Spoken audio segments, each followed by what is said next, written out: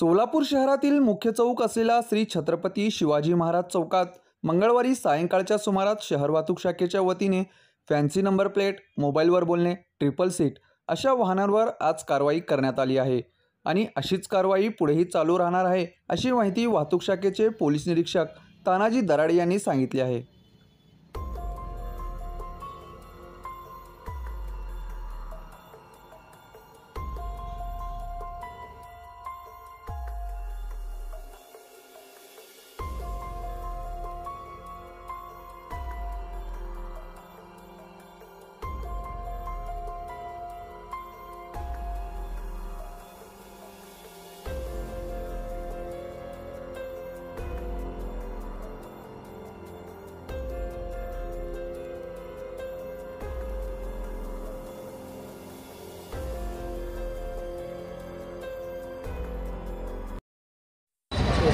आपल्या माध्यमाच्या वतीने सर्व शहरवासियांना व सर्व जनतेला पोलीस दलातर्फे आवाहन करत आहे की आपण वाहतूक नियमांचे पालन सोबत वाहनाचे कागदपत्र, ड्रायव्हिंग लायसन्स सोबत पाळावे, अन्यथा कडक कारवाई केली जाईल।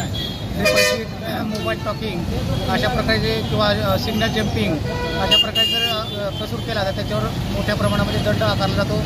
भुर्दंड टाळण्यासाठी प्रत्येकाने शिस्तीमध्ये वाहतुकीच्या नियमाचं पालन करून वाहन चालवणं आवश्यक आहे। झाली म्हणून असं ऐकण्यात येतं, तर हे रोज कारवाई काय होत नाही। स्टँड परिसरमध्ये एवढी ट्रॅफिक जाम होती सर प्रत्येक टायमाला।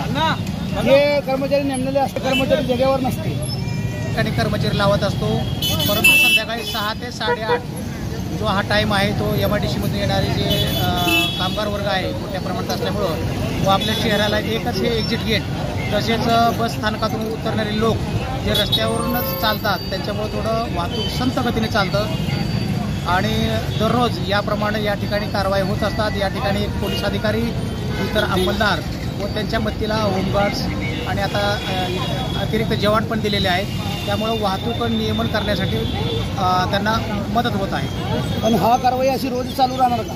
हो, यापुढे पण अशीच कारवाई चालू राहणार आहे।